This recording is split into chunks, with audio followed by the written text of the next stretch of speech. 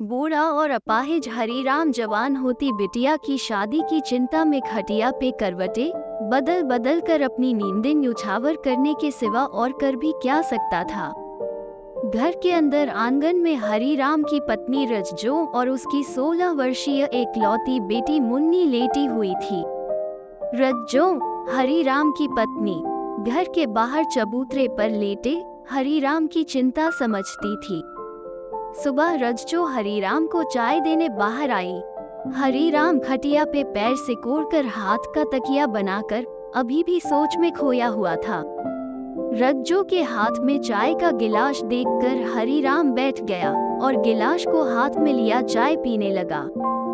रज्जो वही पास में नीचे चबूतरे पर बैठ गई। कुछ देर की शांति के बाद रज्जो ने धीरे से कहा, आप एक बार प्रधान जी से बात करके देखिए ना। सुना है प्रधान जी ने बिमला की बेटी की शादी में उन लोगों की काफी मदद की थी। हरीराम रज्जो की बातों को सुन रहा था और किसी निष्कर्ष पे पहुंचने की कोशिश कर रहा था। उसने सोचा रज्जो सही कह रही है, एक बार प्रधान जी से बात करके देखना चाहिए, क्या पता वो हमारी भी मदद कर दे।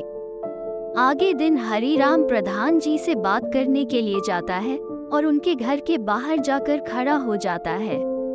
प्रधान जी हरीराम को देखकर बोले, क्या है रे हरिया, कैसे आना हुआ, अंदर आ जा। हरीराम हाथ जोड़ता हुआ अंदर आकर वही जमीन पर बैठ गया। सामने पलंग पर बैठे प्रधान जी हुक्का पी रहे थे। हरीराम के कुछ न बोलने पर फिर से प्रधान जी ने आने का कारण पूछा। हरीराम ने हाथ जोड़ और कुछ देर रुककर बोला, मालिक, बिटिया की शादी करनी थी। अच्छा। प्रधान जी ने हुक्के का एक गहरा कश लिया और तकिए को गोद में रखकर सोचने लगे। हरीराम की नजरें बड़ी उम्मीद के साथ प्रधान जी के चेहरे पे टिक गई। कुछ देर की चुप्पी के बाद प्रधान जी ने कहा, कोई लड़का देखा है? हरीराम ने इनकार करते हुए सिर हिलाया। प्रधान जी ने थोड़ी देर सोचकर कहा, ठीक है, मेरी नजर में एक दो लड़के हैं, दहेज का भी झंझट नहीं है। लड़का विधुर है लेकिन कोई बच्चे नहीं है, बहुत पैसे वाले खानदान से ताल्लुक रखता है।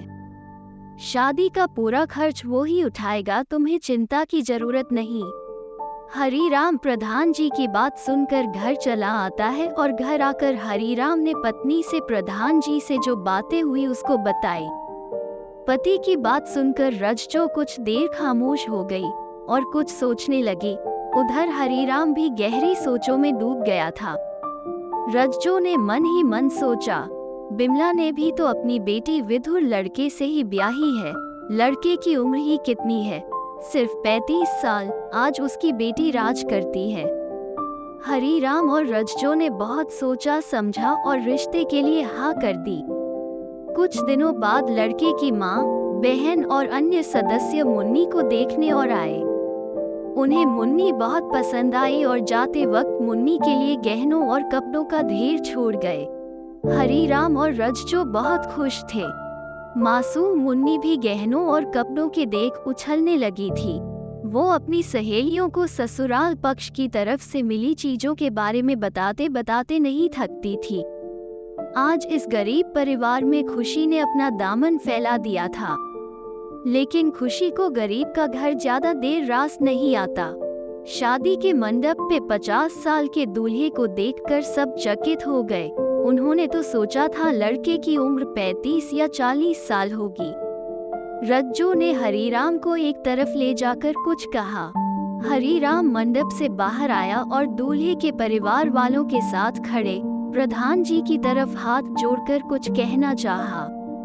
हरीराम का आशय समझ प्रधान जी खुद उसके पास आए और उसे एक तरफ ले जाकर पूछने लगे, सरकार, वो दूल्हे की उम्र? कहकर हरीराम रुआंसा होकर प्रधान जी के चेहरे को देखने लगा।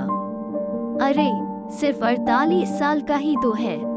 आजकल तो इस उम्र में ही शादी करते हैं लोग। अच्छा इधर आओ, मैं तुम्हें ये देना तो भूल ही गया था। कहकर प्रधान हरीराम को एक तरफ ले गए और 30,000 के नोटों की 3 गड्डियां निकालकर उसे थमा दी।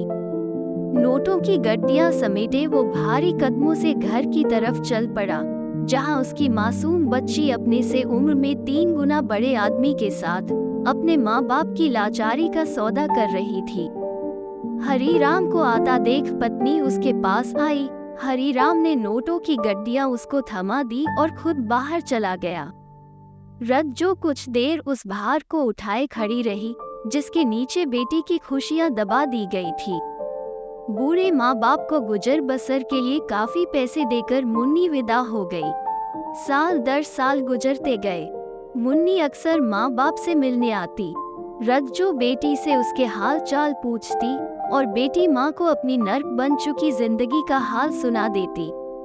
माँ बेटी कुछ देर आंसू बहाकर मन हल्का कर लेती। रज्जो फिर हरीराम के सामने बेटी के दुखों का रोना रोती और फिर बूढ़े माँ बाप मिलकर बेटी के दुख में शामिल हो आंसू बहाने लगते। मुन्नी का पति पैसे वाला मगर शराबी था। अक्सर मुन्नी को पीटता रहता था। गुस्से में वो मासूम मुन्नी को अपने नीचे दबाकर उसके ऊपर पालती मारकर बैठ जाता और शराब पीता रहता। मुन्नी दर्द से कराहती रहती। आखिरकार वो नशे में धुत होकर एक तरफ लुढ़क जाता और तब तक मुन्नी भी बेहोश हो चुकी होती है।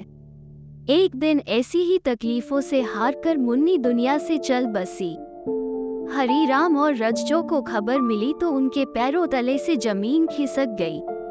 पड़ोस के लोगों ने लड़के वालों पे दहेज हत्या का केस करने की सलाह दी। हरीराम प्रधान के पास गया और अपना दुखड़ा सुनाया। प्रधान उसको लेकर लड़के वालों के घर गया।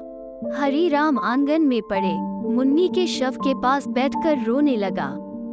प्रधान जी अंदर जाकर परिवार के लोगों से मिले और बताया कि हरीराम दहेज हत्या का केस करने को कह रहा है। ये सुनकर लड़के के परिवार वाले डर जाते हैं और प्रधान जी से कहते हैं, प्रधान जी आप ही कुछ कीजिए, ऐसे तो बहुत बड़ा संकट खड़ा हो जाएगा। आप तो जानते हैं हमने दहेज नहीं लिया, बल्कि हमने तो आपके ही हाथों से शादी के वक्त उसको 2 लाख रुपए भिजवाए थे। हाँ, वो तो मैंने उसको शादी के वक्त ही दे दिए थे। अब ऐसा करो 4-5 लाख देकर मामला रफा दफा करवा दो, मैं हरीराम को वो पैसे देकर चुप करवा दूंगा। प्रधान जी ने फुसफुसाकर परिवार वालों को कहा। कुछ देर बाद प्रधान जी बेटी से लिपटकर रोते हुए हरीराम के पास आए, उसे उठाया और बाहर अपनी जीप में बैठाकर वापस गांव ले गए। अपने घर के बाहर जीप को रोका और हरीराम के हाथों में फिर से 30,000 की 3 गड्डियां डालकर कहा, हरिया वो लोग बहुत पैसे वाले हैं, पुलिस केस में उनसे लड़ना तुम्हारे बस की बात नहीं। फिलहाल तुम ये पैसे रखो, मैं उन लोगों से बात करूंगा, अब तुम घर जाओ। हरीराम और कर भी क्या सकता था, वो तो बस अपनी बेटी के गम में आंसू ही बहा सकता था। और वो अपनी बैसाखी को बगल में दबाए भारी कदमों से अपनी इकलौती बेटी की याद में रो रो कर घर की तरफ चल पड़ा। अगर आपको हमारी कहानी अच्छी लगी तो चैनल को सब्सक्राइब करके और वीडियो को लाइक करके आपका स्नेह प्यार जरूर बताएं। मिलते हैं अगली वीडियो में, तब तक के लिए राधे राधे।